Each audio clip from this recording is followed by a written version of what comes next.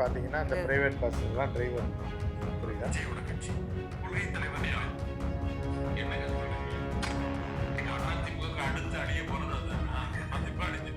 இவர் நாஞ்சில் அண்ணன் வந்து நல்ல மனுஷன். ஜெயலலிதாமையார் கூப்பிட்டு சேர்த்தாங்க, ஒரு வண்டி கூப்பிட்டு சேர்த்துட்டாங்க. டிடிவி தினகரன் போட்டார், அவர் வாழ்க்கை நாசமாக போச்சு. இப்போ டிவிக்கு இழந்துருங்க டிவியை போகிறான்னு கொஞ்ச நாளில் செத்துருவான் அந்த தலைவர். செங்கோட்டையன் அவர்கள் போனாரு, முக்கிய பிரமுகர்களை இந்த கட்சியில இணைச்சு கட்சியை வலுவாக்குறேன் அப்படின்னு வாக்குறுதி கொடுத்ததாகவும் அதன் அடிப்படையிலே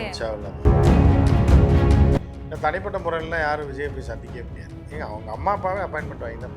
இப்போ பிரவீன் சக்கரவர்த்தி அவர் இல்ல அவரோட ஹிஸ்டரி எடுத்து பார்த்தா அங்க காங்கிரஸ்லயே அவர் பலமான ஆளு. அவர் என்ன இது நெப்போலியன் பர்னபாட் அவர் ஹிஸ்டரி இல்ல சார், காங்கிரஸ்ல எவன் என்னன்னே தெரியல, பேரே தெரியல, எவனோ.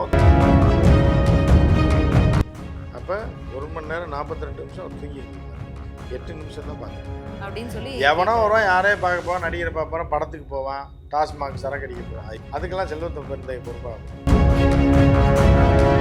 வடிவேலு அவர் ஒன்று என் தலைவன் அடிச்சு பாடுறான்னு கொண்டு வந்து சாணி அடியாரு தலைவன் தான் வடிவேல் ஓடிக்கும். அதே மாதிரி வடிவேலு ஒருத்தர் சொல்லுவாங்கன்னா கால் மேலே கால் முன்னாடி தள்ளி சாயத்தில் மெரிபா பன்னீர் சோடா. I trust மெரிபா. நேயர்களுக்கு வணக்கம். நிகழ்ச்சியில் சிறப்பு விருந்தினராக ஃபர்ஸ்ட் லைன் ஆசிரியர் மூத்த பத்திரிகையாளர் உமாபதி கிருஷ்ணன் இணைந்திருக்கிறார். பேசலாம். வணக்கம் சார். வணக்கம்மா. தாவேகாவில் அதிரடி சம்பவங்கள்லாம் தொடர்ச்சியாக நடந்து கொண்டிருக்கிறது.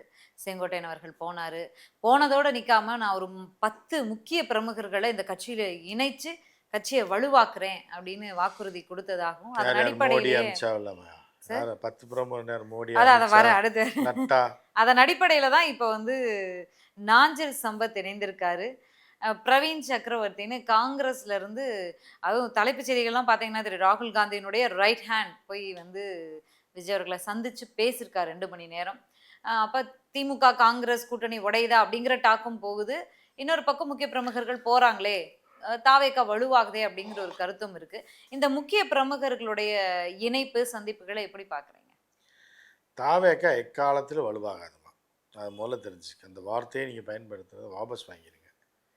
ஏன்னா அது வந்து ஒரு எப்படின்னா ஒரு புயல் அப்படின்னு வச்சுக்கோங்க, இல்லை ஒரு மழை வருது நின்று போச்சு அப்படின்னா வெயில் காலத்தில் தண்ணி தேங்குமா? நீங்கள் அப்படி தான் சொல்கிறீங்க. எப்படி 2 நாளில் ரோடு பூரா தண்ணியாக, காணல் நீர் தான் ரோட்டில் இருக்கும் வெயிலில். அதுதான் காணல் நீர் தான் தாவேக்கா. அந்த காணல் நீரை பார்த்து அங்கேருந்து டெல்லியிலேருந்து ஒருத்தர் வந்திருக்கார், நான் போய் வியாபாரம் பண்ணுறேன், மிரட்டுவோம் திமுகவை, நான் போய் பார்த்துட்டு வந்தேன். இல்லை அவர் அஃபீஷியலாக வந்த மாதிரியே தெரியலையே சார். பர்சனலாக வந்தால் எதுக்கு விஜய் அவரை போய் பார்க்கணும்? அவர் இப்போ ஃபிலிம் ப்ரொடியூசரா, டைரக்டரா, இல்லை கதை சொல்ல வந்திருக்காங்க? தனிப்பட்ட முறையில் அவர் யார்? அவர் என்ன சக்கரவர்த்தி? அவரை நான் பிரவீன் சக்கரவர்த்தி பேரு நான் கேள்வி, அவர் தமிழ்நாட்டை சேர்ந்தவர்னு எனக்கே படிச்சுதான் தெரிஞ்சிருச்சு. இவர் அனுப்புகிறாங்கன்னா அது உள்குத்து இல்லாமல் அனுப்ப மாட்டாங்க, டெல்லியிலேருந்து அனுப்பியிருப்பாங்க. தனிப்பட்ட முறையிலாம் யாரும் விஜயை போய் சந்திக்கவே முடியாது. ஏங்க அவங்க அம்மா அப்பாவே அப்பாயின்மெண்ட் வாங்கி தான் போகணும், பிள்ளைங்க கூட அப்பாயின்மெண்ட் வாங்கி ஃபோன் பண்ணி கேட்டு தான் போகணும். அதுக்கும்போது பிரவீன் சக்கரவர்த்தி அவர் எப்படி பார்ப்பார்? அவரை வந்து எப்போ வேணாலும் போய் பார்க்கலாம் அப்படின்ற 2 பேர் தான். இவரை எதுக்கு போய் சந்திக்கிறாரு? இந்த சக்கரவர்த்தின்ற யாருன்னா வீட்டில் இருக்கவங்களே தெரியாது, ஒரு பிள்ளை இப்படி இருந்துச்சுன்னு.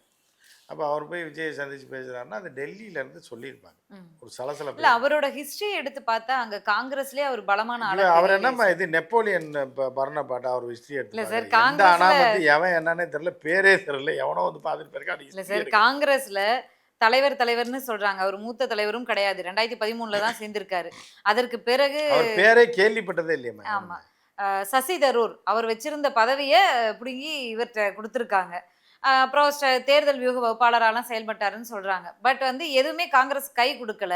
மயிலாடுதுறையில போட்டி போடுறதுக்கு கேட்டாரு. வியூக வகுப்பாளர்னு எவன் சொன்னாலும் அவன் துபாக்கூர் தான் நீங்க சொல்லுங்க. எவன் சொன்னாலும் சரி, இந்தியாவில் எவனா தேர்தல் யூக வகுப்பாளர்னா ஆக பெரும் கூவையா இருப்பாங்க. அவர் ஆதவர்ஜுன் அவருடைய ஃப்ரெண்டு. அதை தான் சொல்கிறேன். அப்போ கரெக்டாக தெரியுதா? தேர்தலுக்கு தேர்தல் ஆதவர்ஜுனா அது வகுப்பாளர் ஆகாவலி எல்லாமே அப்படியே ஒன்றா வரும். ஸோ அந்த மாதிரி ஏதோ ஒரு ஆகாவலி அனுப்பி விட்டுருக்காங்க, அவ்வளோ. திமுகவுக்கும் அவருக்குமே ஒரு பகை இருக்கு சார். எடுத்து பார்த்தா ஆதவர்ஜுன் அவர்களுடைய அந்த ட்ராக்கும் இவரோட ட்ராக்கும் ஒரே மாதிரி இருக்கு. ஏன்னா எம்பி எலெக்ஷன் முன்னாடி மயிலாடுதுறையில் போட்டியிடணும் எம்பி எலெக்ஷன்லன்னு சொல்லி சீட் கேட்குறாரு. பட் திமுகவுக்கு வந்து இவர் வெற்றி பெற வைக்க முடியும் அப்படிங்கிற நம்பிக்கை இல்லைங்கிற விஷயத்த பாஸ் பண்ணோடனே சுதா அப்படின்னு அட்வொகேட் அவங்கள நிப்பாட்டி அவங்க வெற்றி பெறுறாங்க. அங்கிருந்தே இவருக்கும் திமுக பிரவீன் சக்கரவர்த்திக்கும் ஆகலை அப்படிங்கிறது அஃபிஷியலாக தெரியுது. அப்போ அங்கிருந்து தான் இவர் கிளம்புறாரு. இப்போ அதான் ஆதவர்ஜனா காசு தரேன் கூப்பிட்டு போப்பில், புரியுதா, நிவாரணம் தரேன் அப்படின்னு கூப்பிட்டு போப்பில்.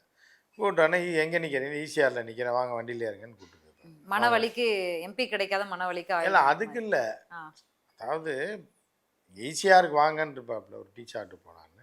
இப்போ போனோன்னா ஆதவர்ஜனா காரில் ஏற்றி சர்ன்னு விஜய் வீட்டுக்கு கூப்பிட்டு வாங்க கொஞ்சம் நேரம் நீங்கள் உட்காந்துருங்க வாசலில் ஒரு 2 மணி நேரம், பத்திரிக்கார் 2 மணி நேரமாக பேச்சுவார்த்தைன்னு. ஆமாம் ஆமாம். அந்த 2 மணி நேரத்தில் 1 மணி நேரம் 42 நிமிஷம் விஜய் தூக்கிட்டு இருந்துருப்பாப்புல ரூமில். வெளியில் வந்தோடனே ஆதவர்ஜனா கை கட்டிட்டு இருப்பாப்புல, தலைவரே இவர் தான் அகில இந்திய காங்கிரஸ், எதுக்கு வீட்டுக்கு கூப்பிட்டு வந்தேன்ருப்பார். இல்லை தலைவர் உங்களை பார்க்கணுன்னாரு. சரி ஓகே வாங்க ஃபோட்டோ எடுக்கலாம் அனுப்பி விட்டுருப்பாங்க. அப்போ 1 மணி நேரம் 42 நிமிஷம் அவர் தூங்கி இருந்திருப்பார். 8 நிமிஷம் தான் பார்த்துருப்பாங்க. பார்த்தோடனே வாசலில் இருக்க ரிப்போர்ட்டர் ஃபோன் பண்ணிடுவான். 7:05 போனார், 9:05 வெளில வந்தார், 2 மணி நேரம் அப்படின்னு இவங்களா போட்டுருவாங்க, கதையை கட்டி விட்டுருவாங்க. அதுக்காக தான் போனது. ஓகே. காங்கிரஸ் தரப்புல 5 பேர் கொண்ட குழுவை அமைச்சிருக்காங்க இந்த தேர்தலில் தொகுதி பங்கீடு அந்த தேர்தல் வேலைகள் பார்க்கறதுக்கு. அந்த குழு வந்து முதலமைச்சரை சந்திச்சுட்டு போயிட்டாங்க.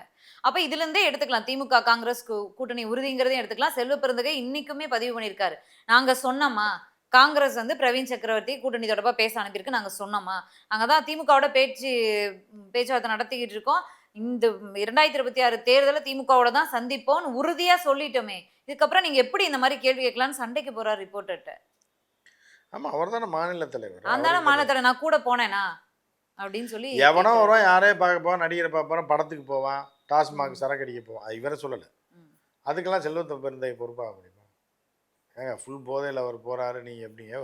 நான் மாநில தலைவர், எவனும் போய் கட்சிக்காரன் குடிச்சானா அதுக்கு நானாயா பொறுப்பு அப்படின்னு. அஃபிஷியலான சந்திப்பா இருந்தா காங்கிரஸ் தலைமை என்ன அறிவுறுத்தி இருக்கும், அவரோட போக சொல்லி நான் போயிருப்பேன் அப்படின்லாம் ஒரு. அதுதான் இங்கெல்லாம் பழைய அரிப்பை தீர்த்துக்கிறதுக்கு திமுக எதிர்ப்புக்கும் ஆதவர்ஜனா கூப்பிட்டு அதில் அவர் டீயை போட்டு வருவோன்னு சொல்லி அப்படி வண்டியில் ஏற்றி கடத்தி கொண்டு போயிருப்பாங்க. அங்கே போய் விஜய் வீட்டில் 2 மணி நேரம் உட்கார விட்டுட்டு ஒரு டீயை கொடுத்துட்டு தலைவரோட ஃபோட்டோ எடுத்துங்க, வெளியில் போய் நீங்கள் கதை கொடுங்கன்னு சொல்லி உங்கள் எரிச்சலை தீர்த்துக்குங்கன்னு சொல்லி அனுப்பிடுவாங்க. ஓகே. இது ஒரு பக்கம் இருக்க.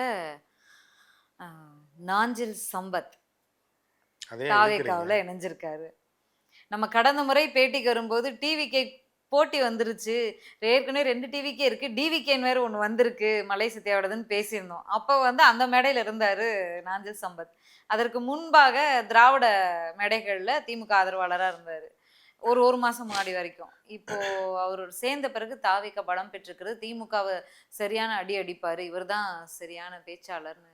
இல்லை அதாவது என்னென்னா ஒரு மனுஷன் அவருக்கு வந்து பணத்து ராசி கிடையாது.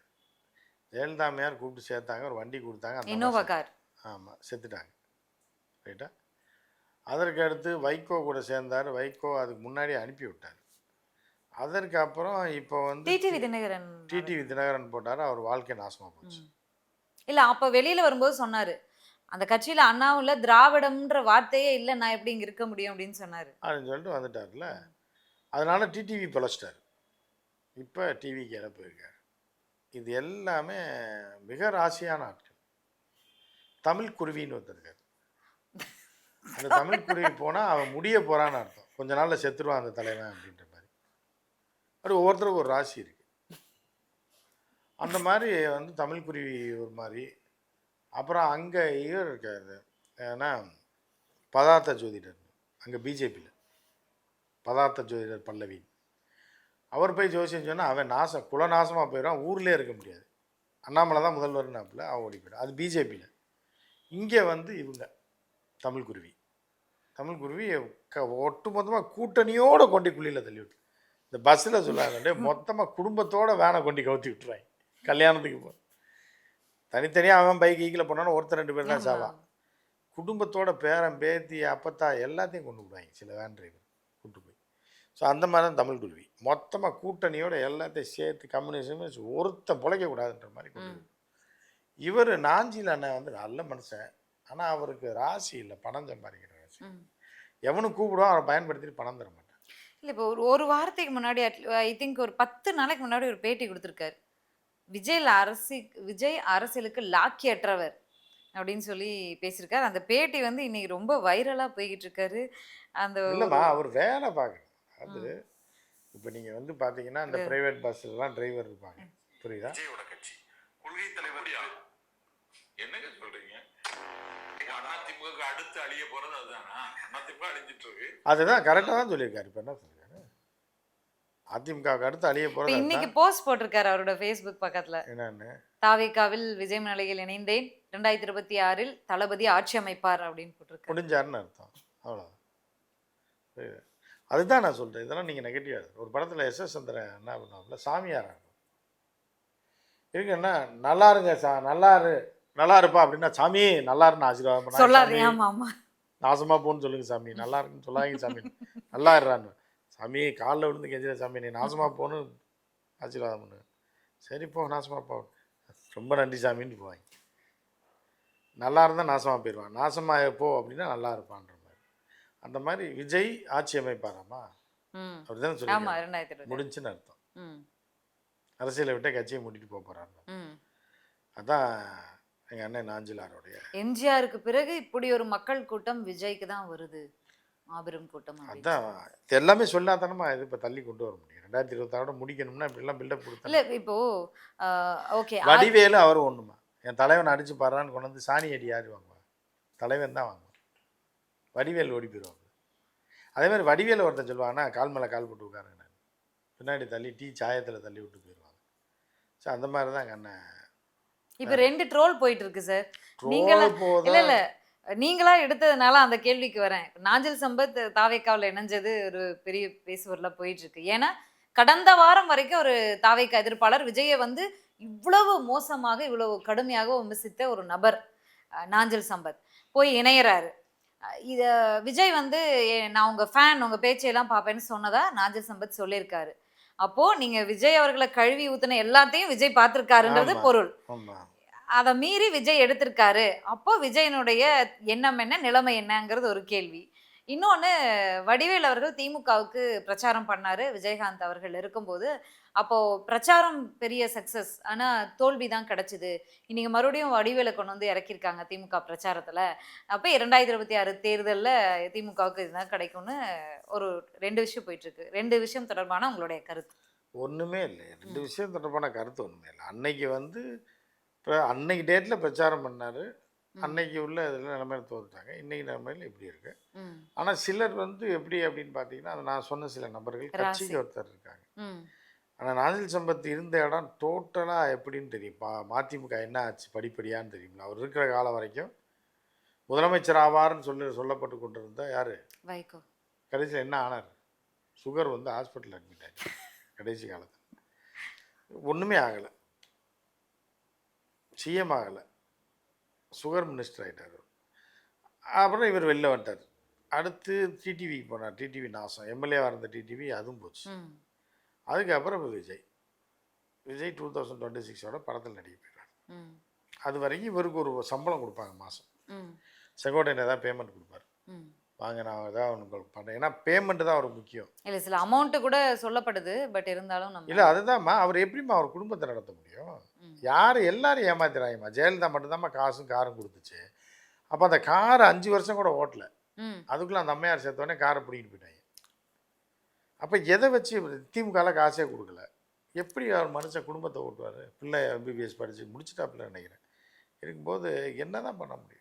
மனுஷன் ஏதாவது இப்போ டிவிக்கில் ஒரு அமௌண்ட்டை தரேன் இருப்பாங்க, மாதம் இவ்வளோ தரேன், எலெக்ஷன் வரைக்கும் ஒரு அமௌண்ட்டை ஒரு 10 லட்சம் 20 லட்சம் அட்வான்ஸை கொடுத்துருப்பாங்க.